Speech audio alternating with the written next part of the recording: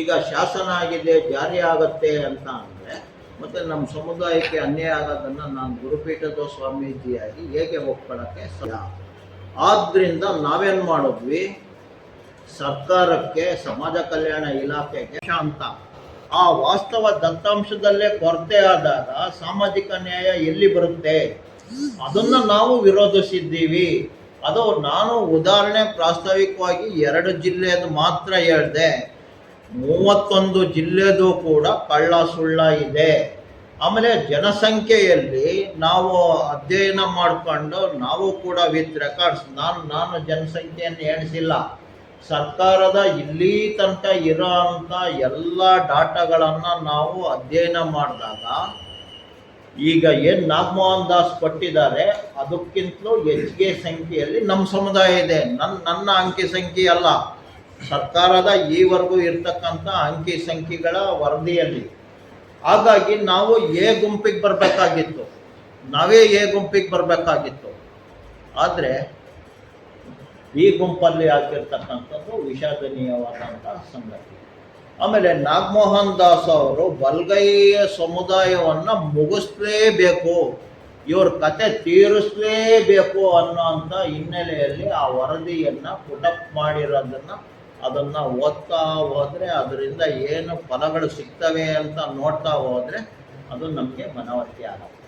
ಅದಕ್ಕೆ being educated, ಈಗ ಶಾಸನ ಆಗಿದೆ, ಜಾರಿ ಆಗತ್ತೆ ಅಂತ ಅಂದರೆ ಮತ್ತು ನಮ್ಮ ಸಮುದಾಯಕ್ಕೆ ಅನ್ಯಾಯ ಆಗೋದನ್ನು ನಾನು ಗುರುಪೀಠದ ಸ್ವಾಮೀಜಿಯಾಗಿ ಹೇಗೆ ಒಪ್ಕೊಳ್ಳೋಕ್ಕೆ ಸಾಧ್ಯ? ಆದ್ದರಿಂದ ನಾವೇನು ಮಾಡಿದ್ವಿ, ಸರ್ಕಾರಕ್ಕೆ, ಸಮಾಜ ಕಲ್ಯಾಣ ಇಲಾಖೆಗೆ ಒಂದು RTI ಹಾಕ್ಸಿದ್ವಿ ನಮ್ಮ ಶಿಷ್ಯರ ಮೂಲಕ. ಈ ವರದಿಯಲ್ಲಿ ಪರಿಷ್ಕರಿಸಿದ ಭಾಗ ಏನು, ಈ ವರದಿಯಲ್ಲಿ ತಿರಸ್ಕರಿಸಿದ ಭಾಗ ಏನು, ಈ ವರದಿಯಲ್ಲಿ ಪುರಸ್ಕರಿಸಿದ ಭಾಗ ಏನು ಅಂತ. ಅದಕ್ಕೆ ಎಂಡೋಸ್ಮೆಂಟು ಇಲಾಖೆಯಿಂದ ನಮಗೆ ಏನು ಕೊಟ್ಟಾರೆ ಅಂದರೆ, ಈ ಮಾಹಿತಿ ನಮ್ಮ ಇಲಾಖೆಯಲ್ಲಿ ಕಚೇರಿಯಲ್ಲಿ ಲಭ್ಯವಿರುವುದಿಲ್ಲ ಅಂತ ಎಂಡೋಸ್ಮೆಂಟ್ ಕೊಟ್ಟಾರೆ. ತಮ್ಮವರು ಸಚಿವರು ಜನಪ್ರತಿನಿಧಿಗಳು ಆಡಳಿತ ಸರ್ಕಾರದಾಗ ಈಗ ನಾನು ನಿಮ್ಮನ್ನೆಲ್ಲ ಪ್ರಜ್ಞಾವಂತ ಪತ್ರಕರ್ತರು ಅಂತ ಅಂದ್ಕೊಂಡಿದ್ದೀನಿ.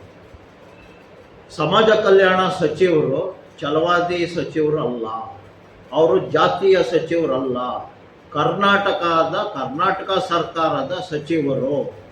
ಅವರು ಎಲ್ಲರೂ ಕುಂತ್ಕೊಂಡು ಎಡ ಬಲ ಅನ್ನೋಂಥವ್ರು, ಸ್ಪೃಶ್ಯ ಅಸ್ಪೃಶ್ಯ ಅನ್ನೋಂಥವ್ರು ಎಲ್ಲರೂ ಕೂಡ ಕೂಡ್ಕೊಂಡು ಅದು ನನ್ನನ್ನು ಕರ್ಕೊಂಡೇನು ಮಾಡಿಲ್ಲಲ್ಲ. ಅವರು ಮೇಲ್ಮನೆಯವರು ಇದ್ದಾರೆ, ಕೆಳಮನೆಯವರು ಇದ್ದಾರೆ, ಮುಖ್ಯಮಂತ್ರಿಗಳು ಅದಕ್ಕೆ ಮುಖ್ಯಸ್ಥರಿದ್ದಾರೆ, ಅವರು ಸೀಲು ಸೈನು ಹಾಕ್ಕೊಂಡಾರೆ ಅನ್ನೋಂಥದ್ದು ಸಂಪುಟದಲ್ಲಿ ಏನಾಗಿದೆ ಅನ್ನೋಂಥದ್ದು ಗುಪ್ತವಾಗಿರುತ್ತೆ. ಅವರು ಏನೇನು ಪಬ್ಲಿಕ್ಕಲ್ಲಿ on the record, off the record ಅಂತ ಅಲ್ಲಿಂದ ಏನು ಮಾಹಿತಿ ತಮ್ಮ ಮೂಲಕ ಮಾಧ್ಯಮದವ್ರು ಕೊಡ್ತಾರೆ ಅದನ್ನು ನಾವು ತಗೊಂಡಿದ್ದೀವಿ, ಕೇಳ್ತಾ ಇದ್ದೀವಿ. ಬಿಟ್ಟರೆ ಭಾಳಷ್ಟು ಪರ್ಸ್ನಲ್ ಆಗಿ ಯಾರನ್ನು ಹಿಟ್ ಮಾಡಬೇಕಾದ ಅನಿವಾರ್ಯತೆ ನಮ್ಮ ಸಮುದಾಯಕ್ಕೆ ಇಲ್ಲ. Being educated, we well known about Indian constitution, we go through ಕಾರ್ಯಾಂಗ, ನ್ಯಾಯಾಂಗ, ಶಾಸಕಾಂಗ. ನಮಗೆ ಅನ್ಯಾಯ ಆಗಿದೆ ಅಂದರೆ ನಮ್ಮ ಅಪ್ಪಂತಾಗ ಹೇಳ್ಕೊಳ್ಳೋಕ್ಕೆ ನಮಗೆ ಹಕ್ಕಿದೆ.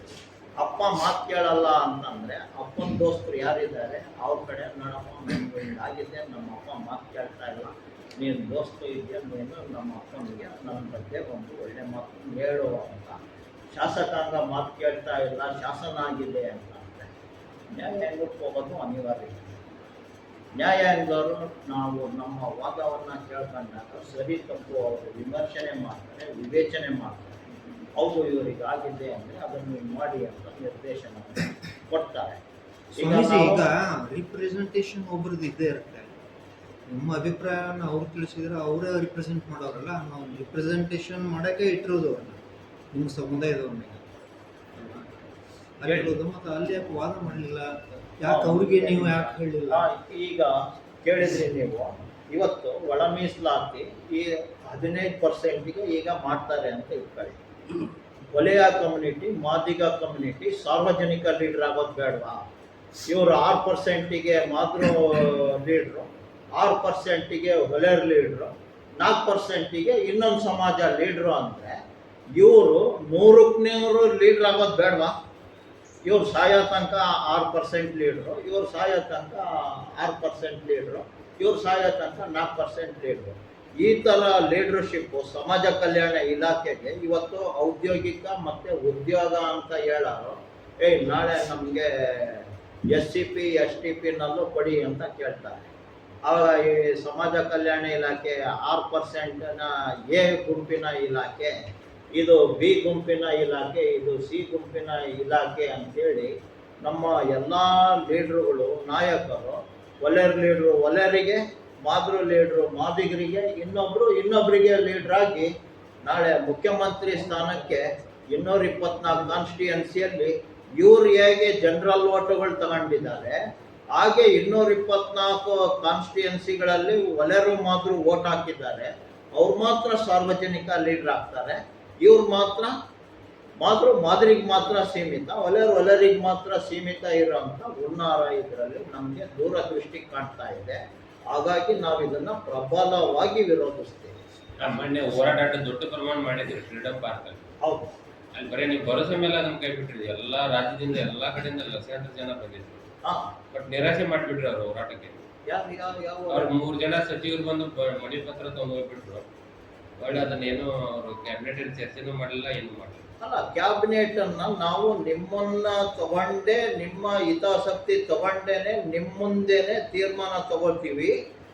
ಈಗ ತುರ್ತು ಪರಿಸ್ಥಿತಿಯಲ್ಲಿ ಉಪಚುನಾವಣೆಗಳು ಬಂದಿದ್ದಾವೆ, ಸಹಕರಿಸಿ ಅನ್ನೋ ಅಂತ ಮಾತನ್ನ ಮುಖ್ಯಮಂತ್ರಿಗಳೇ ಮಾತಾಡೋದ್ರಲ್ಲ ನಮ್ಮ ಸ್ವಾಮೀಜಿಗೆ. ಹಾಗಾಗಿ ಈಗ ನಾಳೆ ಅವರು ಯಾವತ್ತೋ ಮಾಡಂತಾರೆ, ಡೇಟು ಗೊತ್ತಿಲ್ಲ, ಟೈಮು ಗೊತ್ತಿಲ್ಲ. ರಾಜ್ಯದಾದ್ಯಂತ ಬಂದ ಜನಗಳಿಗೆ ಉಪವಾಸ ವನವಾಸ ಫ್ರೀಡಂ ಪಾರ್ಕ್ ಅಲ್ಲಿ ಇರ್ರಿ ಅಂತ ಹೇಳಕ್ಕಾಗತ್ತಾ? ಅಲ್ಲ, 1 ವಾರ ಟೈಮ್ ಕೊಟ್ರು, 1 ವಾರ ಮುಗಿದು 25ಕ್ಕೆ ಮುಗಿದು ಸರ್ 27ಕ್ಕೆ ಸರ್ಕಾರ ನಿರ್ಣಯ ತಗೊಳ್ತೀವಿ ಅಂತ ಹೇಳಿದ್ರು, ತಗೋಲಿಲ್ಲ. 27ಕ್ಕೆ ಅದನ್ನ ಪೋಸ್ಟ್ಪೋನ್ ಮಾಡಿದಾರಲ್ಲ, ಪೋಸ್ಟ್ಪೋನ್ ಮಾಡಿದ್ದಾರೆ. ಅದಕ್ಕೆ ಈ ಉಪಚುನಾವಣೆಗಳು ಮುಗಿದ್ಮೇಲೆ ನಿಮ್ಮನ್ನು ನಾವು ಇದ್ರೊಳಗಡೆ ಭಾಗವಹಿಸ್ಕೊಳ್ತೇವೆ, ನಿಮ್ಮ ಸಲಹೆಯನ್ನು ಕೂಡ ತಗೊಳ್ತೇವೆ ಅಂತ ಹೇಳ್ತಾ ಇದ್ದಾರೆ. ಈಗ ನೋಡಿ, ನಾನು ಗುರುಪೀಠದ ಸ್ವಾಮೀಜಿ ಇದ್ದೀನಿ ಅಂದರೆ ನಾನು ಯಾವುದ್ರಲ್ಲಿ ಎಕ್ಸ್ಪರ್ಟ್ ಇದ್ದೀನಿ? ರೋಸ್ಟ್ರಲ್ಲಿ ಎಕ್ಸ್ಪರ್ಟ್ ಇದ್ದೀನಾ? 4 ಜನ ಎಕ್ಸ್ಪರ್ಟ್ಸ್ಗಳಿದ್ದಾಗ ನಾನು ಏನು ವಿವೇಚನೆ ಮಾಡ್ತಾರೆ ಅಂತ ಕುಂತ್ಕೊಂಡು ಕೇಳ್ಕೊಬೋದು ಬಿಟ್ರೆ, ಇದು ಹಿಂಗೆ ಮಾಡಬೇಕು ಅಂತ ಹೇಳೋದಕ್ಕೆ ನಾನು ಯಾವುದ್ರಲ್ಲಿ ಎಕ್ಸ್ಪರ್ಟ್ ಇದ್ದೀನಿ?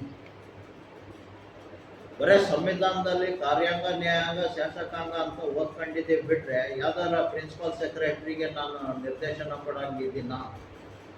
ಅಲ್ಲ, ಈಗ ಮುಂದೆ ಒಂದು ವೇಳೆ ಸರ್ಕಾರ ಅನುಷ್ಠಾನ ಮಾಡದೇ ಇದ್ರೆ ಯಾವ ರೀತಿ ಹೋರಾಟ ಮಾಡ್ತಾರೆ ಸರ್? ವೆಲ್ ಎಜುಕೇಟೆಡ್ ಆಗಿಲ್ಲ. ಒಂದು ವೇಳೆ ಮಾಡದೇ ಇದ್ರೆ ನಿಮ್ಮ ನಿರ್ಣಯ ಏನು? ಈಗ ನಿಮ್ಮ ನಂಬಿ ಲಕ್ಷಾಂತರ ಜನ ಬಂದಿರ್ತಾರೆ. ಹೌದು, ಲೀಡರ್ಗಳು ನಂಬಿ ಅವ್ರು ನೀವು ನ್ಯಾಯ ಕೊಡ್ತೀವಿ ಅಂತ ಹೇಳಿದ್ದಾರೆ. ಒಂದ್ ವೇಳೆ ಸರ್ಕಾರ ಏನು ನಿರ್ಣಯ ತಗೊಳ್ಳಿಲ್ಲ, ಬೈ ಎಲೆಕ್ಷನ್ ಮುಗಿದ್ರು ನಿರ್ಣಯ ತಗೊಳ್ಳಿಲ್ಲ, ಮತ್ತೆ ಹಂಗ ಮುಂದುವರ್ತಾರೆ, ಮುಂದೆ ಅವಾಗ ನಿಮ್ ಹೋರಾಟ ಏನು? ಈಗ ಲಾಸ್ಟ್ 50 ವರ್ಷದಿಂದ ಹಿಂಗ್ ಹೋರಾಟ ಬಹಳ ಒಳ್ಳೆ ಪ್ರಶ್ನೆ ಕೇಳಿದ್ರಿ. ಈಗ ನಾನು ಪೀಠಾಧಿಪತಿ ಸ್ವಾಮೀಜಿ ಇದ್ದೀನಲ್ಲ, ನಮ್ಮ ಸಮುದಾಯದಲ್ಲೇನೆ ನಿವೃತ್ತ IAS, IPS, ಈ 33 ಇಲಾಖೆಯಲ್ಲೂ ಕೆಲಸ ಮಾಡಿರೋಂಥ ಎಕ್ಸ್ಪರ್ಟ್ಸ್ಗಳು ನಮ್ಮ ಸಮುದಾಯದಲ್ಲೂ ಕೂಡ ಇದ್ದಾರೆ. ಅವರನ್ನ ನಾವು ಗುರುತಿಸ್ತೀವಿ, ಈ ಸಮಸ್ಯೆಯನ್ನ ಹೆಂಗೆ ಬಗೆಹರಿಸ್ಕೋಬಹುದು ಅಂತ ಕೇಳ್ತೀವಿ, ವಿವೇಚನೆ ಮಾಡ್ತೀವಿ. ಒಂದು ದಿವಸ ತಡ ಆದರೂ ಸಮೇತ ನಾವು ಸರ್ಕಾರಕ್ಕೆ ನಮ್ಮನ್ನ ಈ ಥರ ಮಾಡಪ್ಪ ಅಂತ ಇದನ್ನ ನಾನು ಮುಟ್ಟಾಳ ಸರ್ಕಾರ ಅಂತ ಹೇಳಕ್ಕೆ ಇಷ್ಟಪಡ್ತೀನಿ. ಯಾಕೆಂದ್ರೆ ಇಂಥ ಒಂದು ಸಣ್ಣ ಸಮಸ್ಯೆಯನ್ನ ಬಗೆಹರಿಸಕ್ಕೆ ನೀವೇ ಹೇಳಿ ಏನು ಮಾಡೋಣ ಅಂತ ನಮ್ಮಂತ ಹೇಳೋ ಅಂತ ಸರ್ಕಾರ ಬಂದಿದೆ ಅಂದರೆ ಅದರ ದಿವಾಳಿತನ, ಬೌದ್ಧಿಕ ದಿವಾಳಿತನ ಅಂತ ಹೇಳಲಿಕ್ಕೆ ಇಷ್ಟಪಡ್ತೇನೆ. ಬಟ್ ನಾವು ಅದನ್ನು ಭಾಳ ಇದರಲ್ಲಿ ತಗೊಂಡು ಹೋಗಲ್ಲ. ನಮ್ಮ ಸಮಸ್ಯೆ ಇವತ್ತು ರಾಜ್ಯದ ಸಮಸ್ಯೆ, ರಾಷ್ಟ್ರದ ಸಮಸ್ಯೆ ಅಂತೇಳಿ ಇರೋದ್ರಿಂದ ನಾವು ಸರ್ಕಾರದ ಜೊತೆ, ಸಂವಿಧಾನದ ಜೊತೆ ಕೋಆಪರೇಟಿವ್ ಆಗಿ ಹೋಗೋಕ್ಕೆ ಇಷ್ಟಪಡ್ತೇವೆ. ಯಾರನ್ನೂ ಎದುರಿಸಿ ಏನು ಮಾಡಬೇಕಾಗಿಲ್ಲ, ಇನ್ನೊಂದೇನೋ ಮಾಡಬೇಕಾದಂಥ ಅನಿವಾರ್ಯತೆಗಳು ನಮಗೆ ಇಲ್ಲ.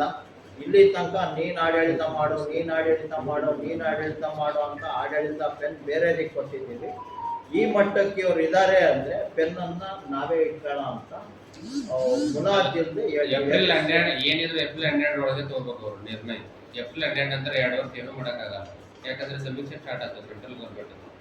ಸಮೀಕ್ಷೆ ಒಳಗೆ ಯಾವ ವರದಿನ ಅನುಷ್ಠಾನ ಆಗಲ್ಲ, ಯಾವ ಜಿಲ್ಲಾ ವಿಭಜನೆ ಆಗಲ್ಲ, ತಾಲೂಕು ವಿಭಜನೆ ಆಗಲ್ಲ, ಏನೂ ಆಗಲ್ಲ. ನಿಮ್ಮ ವರದಿ ಮತ್ತೆ ಅದು ಹಂಗೆ ಉಳಿದ್ಬಿಡ್ತೈತಿ, ನಿಮ್ಮ ಹೋರಾಟ ಹಂಗೆ 2 ವರ್ಷ ಕಂಟಿನ್ಯೂ ಆಗ್ತದೆ.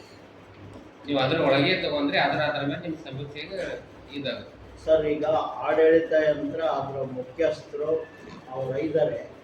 ನಾವು ಮುಖ್ಯ ಮೇಲೆ ಕಾಲಿಟ್ಟು ಏನು ಮಾಡ್ಕೋಬೇಕಾದಂತ ಅನಿವಾರ್ಯತೆಗಳನ್ನು ಅಲ್ಲಿವರೆಗೂ ನಿಮ್ಮ ಭರವಸೆ ಕೂಡ ಮುಂದೂಡ್ತಿದ್ದಾರೆ ಸರ್ ಅವರು.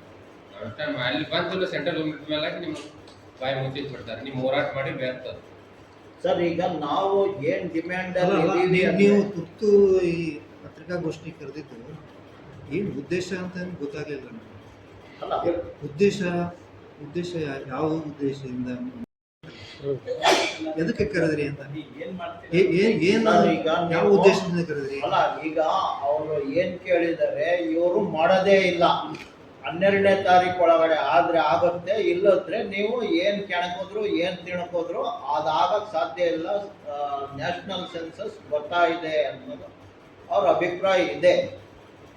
ಈಗ ನಾವಾಗ್ಲಿ ಸಮಾಜ ಆಗ್ಲಿ ಆಡಳಿತ ಯಂತ್ರ ನಾವು ಭಾಗ ಆಗಿದ್ದೀವಿ, ಪ್ರಜೆಗಳಾಗಿದ್ದೀವಿ. ಬಟ್ ಆಡಳಿತದ ಅಧಿಕಾರ ದಂಡ ನಮ್ಮ ಕೈಯಲ್ಲಿದೆಯಾ? ಇವತ್ತೇ ಮಾಡಿ ಹೀಗೆ ಮಾಡಿ ಅಂತ ಹೇಳೋ ಅಂತ ಸಮಯ ನಮಗೆ ಇಲ್ಲ.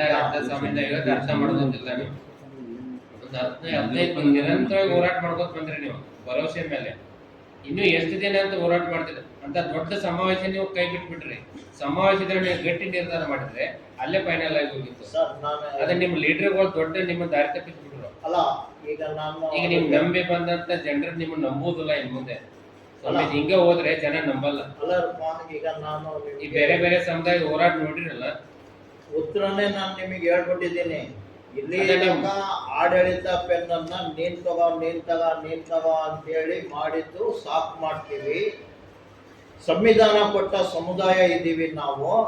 ನಮ್ಮ ಸಮಸ್ಯೆಯನ್ನ ನಾವೇ ಸಾಲ್ವ್ ಮಾಡಿಕೊಂಡು ಬೇರೆಯವ್ರಿಗೂ ಕೂಡ ಶಾಂತಿ, ನೆಮ್ಮದಿ, ಸಂತೃಪ್ತಿಗಳು ಏನು ಸಂವಿಧಾನದ ಆಶಯಗಳಿದ್ದಾವೆ ಅವನ್ನ ಕೊಡಕ್ ಆಡಳಿತ ಯಂತ್ರವನ್ನ ನಾವೇ ಕೈಗೆ ಎತ್ಕೊಂತೀವಿ.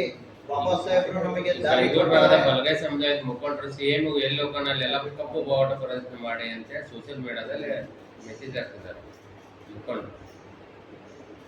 ಸರ್, ನಾವು ಬೀಯಿಂಗ್ ಎಜುಕೇಟೆಡ್ ಆಗಿ ನಾವು ಹೋಗಕ್ ಇಷ್ಟಪಡ್ತೇವೆ ಬಿಟ್ರೆ ಯಾವುದೋ ವಿರುದ್ಧವಾದಂತ ಮತ್ತಿನ್ನೇನೋ ತೊಡೆ ತಟ್ಟಬೇಕಾದಂತ ಅನಿವಾರ್ಯತೆ ನಮ್ಗೆ ಇಲ್ಲ ಅಂತ ಹೇಳಕ್ ಇಷ್ಟಪಡ್ತೇನೆ. ಏನ್ರಪ್ಪ, ನಾವು ನಮ್ಮ ಬಲ್ಗೈ ಸಮುದಾಯದ ಜನ ಎಜುಕೇಟೆಡ್ ವೇನಲ್ಲಿ ಹೋಗಕ್ ಇಷ್ಟಪಡ್ತೇವೆ. ಬೀದಿಗೆ ಬಂದು ಕೇಳಿದ್ದೇವೆ. ಈಗ ಇವರು ನೀವು ಹೇಳ್ದಾಗೆ ನಡೀತದೆ ಅಂತಂದ್ರೆ ನಾವು ನಮ್ಮ ತಲೆಯಲ್ಲಿ, ನಮ್ಮ ತೋಳಲ್ಲಿ ಸಮುದಾಯದ ಜನ ನಮ್ಮ ಜೊತೆಗಿದ್ದಾರೆ. ಅವ್ರ ಹತ್ರ ವಿವೇಚನೆ ಮಾಡ್ತೇವೆ. ಈಗ ಆಲ್ರೆಡಿ ಸರ್ಕಾರದ ಆಡಳಿತದಲ್ಲಿ, ಕಾರ್ಯಾಂಗದಲ್ಲಿ, ನ್ಯಾಯಾಂಗದಲ್ಲಿ, ಶಾಸಕಾಂಗದಲ್ಲಿ ಆಗೋಗಿರೋರು ಬಹಳ ಜನ ಇದ್ದಾರೆ. ಅವರೆಲ್ಲರ ಒಪಿನಿಯನ್ ತಗೊಳ್ತೇವೆ. ಇದು ಏನು, ಯಾಕೆ ಇಷ್ಟು ಸಣ್ಣದನ್ನ ದೊಡ್ಡದು ಮಾಡಿದ್ದಾರೆ ಅಂತ. ಇನ್ನೊಂದು ಸ್ವಲ್ಪ ದಿವಸದಲ್ಲೇ ಅದನ್ನ ನಾವು ಪರ್ಯಾಯ ನಾವೇ ಕಂಡ್ಕೊಳ್ತೇವೆ. ನೆಲಮಂಗಲದ BB ಭಾಸ್ಕರ್ ಅಂತ ಪ್ರಸಾದ್ ಅವರು ಸೋಷಿಯಲ್ ಮೀಡಿಯಾದಾಗ ಮೆಸೇಜ್ ಹಾಕ್ತಿದ್ದಾರೆ. ಅಲ್ಲ, ಅವ್ರು ಏನ್ ಬೇಕಾದ್ರೂ ಮಾಡಬಹುದು. ಮುಖಂಡರು ಅಲ್ಲ, ನಮ್ಮ ಸಮುದಾಯದ ಮುಖಂಡರಲ್ಲಪ್ಪ. ಅಸ್ಪೃಶ್ಯರಲ್ಲಿ ಅವರು ಒಂದು ಭಾಗ, ಅಸ್ಪೃಶ್ಯರಲ್ಲಿ ನಾವು ಇನ್ನೊಂದು ಭಾಗ ಆಗಿ ಸರ್ಕಾರ ಮಾಡಿದೆ. ಇಲ್ಲಿ ತನಕ ಜೊತೆಗಿದ್ದಂತ ಎಡಬಲ ಅನ್ನುವಂಥದ್ದು ಇದು ಯಾವುದೋ ಒಂದು ನ್ಯೂಸೆನ್ಸ್ ಇಂದ ಎಡಬಲ ಬೇರೆ ಬೇರೆ ಅನ್ನೋಂಥ ಮೇಲ್ನೋಟಕ್ಕಿದೆ. ಬಟ್ ಅಂತರಂಗದಲ್ಲಿ ನಾವೆಲ್ಲರೂ ಒಂದೇ ಆಗಿದ್ದೇವೆ. ಅವರು ಏನೇನೋ ಯಾರು ದುಷ್ಪ್ರೇರಣೆಗೂ ಇದ್ದಾರೆ ಅನ್ನೋದು ಅವರ ಆಕ್ಟಿವಿಟೀಸ್ ಇಂದ ಗೊತ್ತಾಗತ್ತೆ. ಬಟ್ ಏನಿಲ್ಲ, ಒಂದೇ ಕಡೆ ಸಮುದಾಯದ ಯುವಕರು ಡಿಗ್ರಿ ಮುಗಿಸಿದ್ದಾರೆ, ಎಲ್ಲ ಮುಗಿಸಿದ್ದಾರೆ, ಉದ್ಯೋಗ ಇಲ್ಲ. ನಿಮ್ಮ ಹೋರಾಟದಿಂದ ಅವ್ರಿಗೆ ನ್ಯಾಯ ಸಿಗಲ್ಲ. ಖಂಡಿತ ಉದ್ಯೋಗಗಳಿಂದ ಕೈ ತಪ್ಪಿದ್ದಾರೆ. ಅಲ್ಲ, ಬರೀ ನಮ್ಮ ಸಮುದಾಯದವ್ರು ಅಷ್ಟೇ ಅಲ್ಲ, ಇನ್ನು ಉಳಿದ ಜಾತಿ ಸಮುದಾಯದವರು ಕೂಡ ಇದ್ದಾರಲ್ಲ. ಉದ್ಯೋಗದಿಂದ ವಂಚಿತ ಆಗ್ತಿದ್ದಾರೆ. ಸರ್ಕಾರ ಉದ್ಯೋಗಗಳಿಂದ ಸಿಗ್ತಾ ಇಲ್ಲ ಮೀಸಲಾತಿ ಸಲುವಾಗಿ. ಅಲ್ಲಪ್ಪ, ನಮ್ಮ ಸಮುದಾಯ ಅಷ್ಟೇ ಅಲ್ಲ, ಯುವಕರು ಎಲ್ಲಾ ಸಮುದಾಯದವರು ಕೂಡ ಇದ್ದಾರಲ್ಲ. ಹಾಗಾಗಿ ಸಾರ್ವಜನಿಕ ಹಿತಾಸಕ್ತಿ ನಮಗೂ